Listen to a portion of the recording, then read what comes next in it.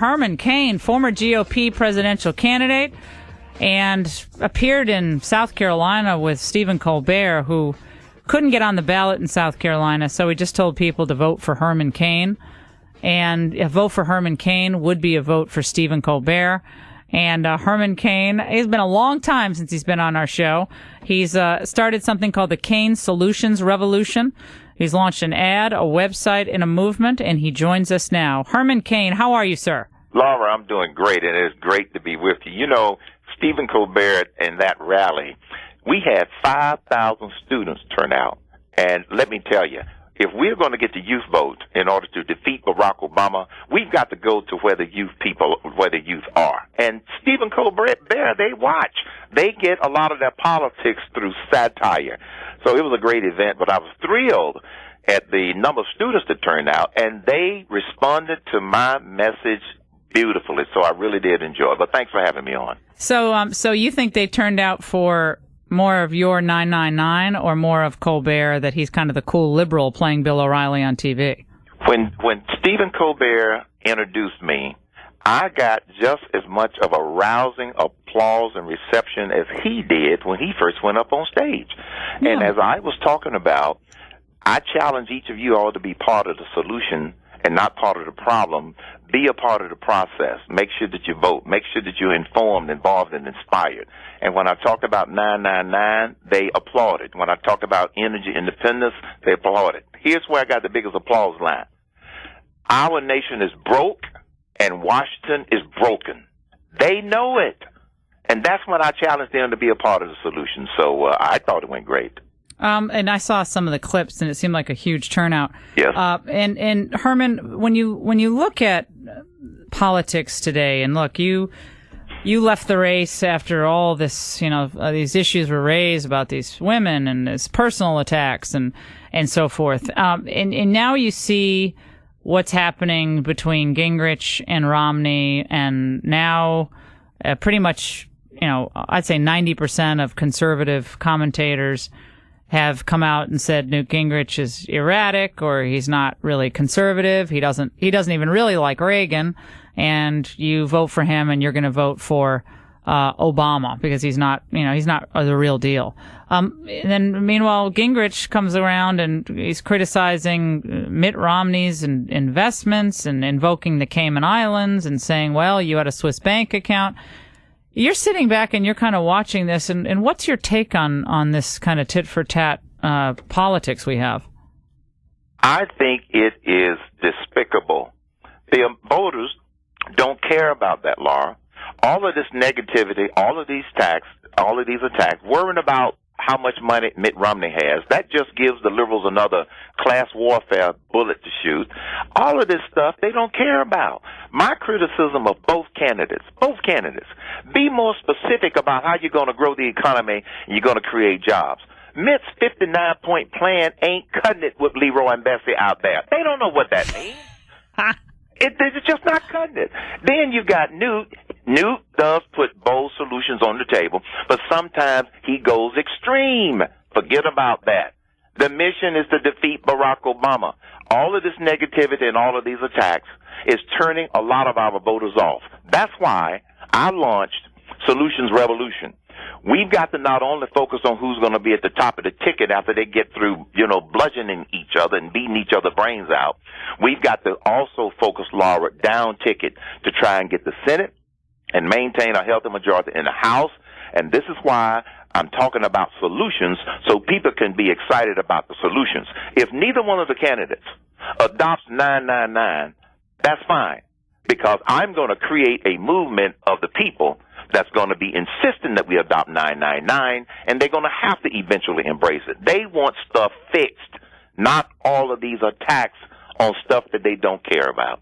Do you think that Newt Gingrich is more compatible to what you understood Reagan to stand for, or Mitt Romney? Who's more in the Reagan tradition, do you think? I think it's Newt Gingrich. I absolutely do, because I can connect more with what Newt has talked about. And when we were doing the debates, Newt and I used to talk, and we could relate, and I would listen to what he would say, and I listened to what Romney would say. I would say that Newt is definitely closer to Reagan. Mitt is a manager, He's a very successful manager. Newt is a historian, and I don't hold it against him that he's been in politics for such a long time, because I like the fact that he got out of politics for an extended period of time to let his head clear. See, what happens to those folks when they go to Washington, Laura, as you know, their heads get clogged up. They surround themselves with long-term political hacks, and they start acting like the rest of the political elites in Washington, D.C. Yeah, but Romney wasn't in Washington. Romney was outside of Washington, and he was in business and running the Olympics and managing a very successful portfolio, which I wish my portfolio returned his return on investment. See, if I'm Mitt Romney, I'm celebrating my portfolio, okay? I'm not hiding it. I'm celebrating it. I told them, I said, look, you're prosperous. You should work to make everybody else's prosperous. You know, that's his deal. Instead of trying to, minimize it and not talk about it, I would have been out there waving it like a red flag. Folks, I'm rich. Look at all this money. I know how to create wealth. Okay? Follow me. Rather than almost apologizing for it. No. Yeah, he's not doing that anymore, but I think in the beginning he was a little defensive about it. And I said, well, why? I mean, we all want to be rich, so exactly. No problem with that. Well, so look, I'm looking at the pros and cons of all these people, including Rick Santorum, who's done a terrific job, I think, and he's sticking to principles, and he's doing what he can with the money he has. But when you look at this race, Herman, and you see, the lineup of people who are saying, well, look, basically Newt is destroying the Republican Party because Newt is attacking Romney, and Romney has the best chance of beating Obama. Most of the polls show that, and we have to beat Obama. So the argument is that Newt is the one who is not being really the team player because, look, his unfavorables are way too high, and he's never going to be able to bridge that gap. And so with that, he really needs to kind of step aside. Laura, Romney's camp was the first one to do all of the attacking in Iowa. And for people to now say that that's Newt, that's wrong. I happen to think that the establishment would prefer Romney because he's more of the establishment candidate. Newt is basically throwing it back in their face a couple of times. And the thing that I keep emphasizing, the voters will decide. I believe that either one of them can beat Obama if, but they both have different ifs. Romney's ifs are if he can get out from under some of those political hacks that he surrounded himself with, stop giving political answers, stop giving measured answers. People want you to be specific about how you're going to address some of these solutions rather than spitting out a memorized line. Newt's ifs are if he can stay on planet Earth long enough. He wants to colonize space. He does get in outer space. Yeah. But I'm not going to hold that against him. I want to get into space too. I'm thinking, Herman, that space is looking pretty good lately for me. Given everything that's happening, right. Space might just be the ticket for me. And you know what would be great? What would be great if this debate tonight and subsequent debates, where they came out and drew differences between how they would approach solving problems, that would be so refreshing. That's what the people want to hear. That's what the people want to focus on. And this is why at CainConnections.com, I'm giving people an opportunity to continue to focus on solutions, and I'm going to continue to be promoting solutions because we've got more than picking the nominee to worry about. We've got to try to get control of the Senate, keep control of the House, and make sure that we drive home some of these bold solutions that need to be worked on. Are you going to be working with various candidates in primaries and so forth and trying to raise money for them? The answer is yes.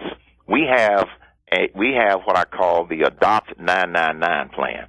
The Adopt 999 program is that candidates that are running for Congress, whether the House or the Senate, who will adopt the concept of the 999 plan, then we're going to help them. We're going to help them. We will help them raise money. We will appear at some of their town hall meetings as time permits. And then secondly, after they adopt the concept, we are going to ask them to read the legislation. I know that's a novel idea, but we are drafting the legislation as we speak. Then after they read the legislation, then we're going to ask for that formal commitment to either co-sponsor or vote for it when it comes up in Congress, because we're going to push this to the Congress from the people. So this is how I'm going to engage some of the people that are running for office. I'm not going to do the traditional endorsements without trying to get something. Extract some pledges from them. Exactly. So that's exactly what we're doing with Solutions Revolution at CainConnections.com. And the first one we're going to basically ask them to adopt is 999. We've got at least 6 other priorities, but I'm not asking them to buy into all of the priorities.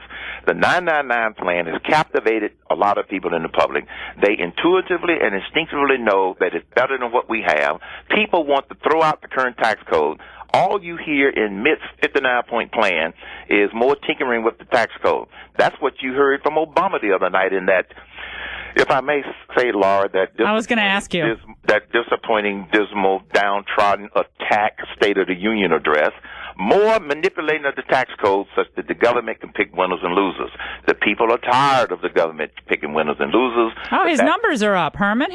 Look at Obama's approval ratings are up 5 points by some poll today. His people are less pessimistic about the economy. I mean, they still think it's going in the wrong direction. But fewer people think it's going in the wrong direction. He's charging all across the country. He's going in Arizona yesterday. Iowa is going around. I think his wife's in California doing Jay Leno and Ellen. I mean, it's don't stop thinking about tomorrow. That's Hillary. No, it's Stevie Wonder all the time now. It's just a big party. They look like they're having fun again. Let me tell you, Laura, we're going to continue to see Obama's approval rating around 45%. And yes, he got a bump from that speech. If it went up to 50%, it means one thing: 50% of the American people are clueless.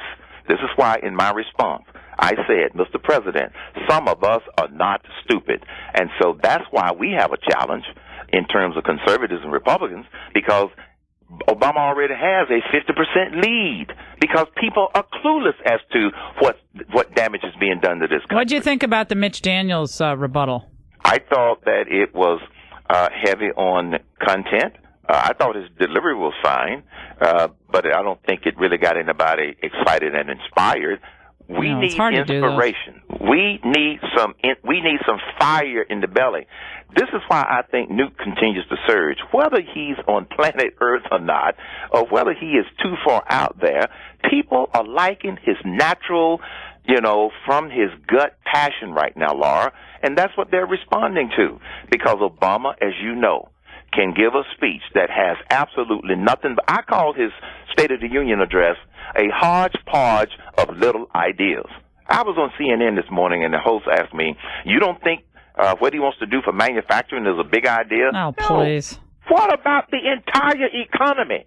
That would be a big idea. Laura, yeah. I'm not angry at you. I just get passionate. No. I'm glad you. I mean, that's like we need this. But I think. Look, I said earlier with Tucker Carlson, Herman, that both candidates can learn something from each other, and in the end, maybe that's what will happen. So whoever the nominee is, probably still will be Romney, but Romney can maybe learn a little bit from Gingrich and be a little more natural on the stump, take a breath, be who you are. You're really well off, and you're really smart, and you really know how to run stuff. Share that knowledge with us. And meanwhile, Gingrich has got to, have a stronger organization and be more methodical, and maybe not be so sometimes off the cuff. Sometimes he does have to think these answers through a little bit more. But both of them, I think, all these guys deserve, a lot of respect for running. And I know we forget that in the rough and tumble of the campaign. But hey, we really appreciate your joining us, and thank you for making me laugh with that Colbert thing. Though that was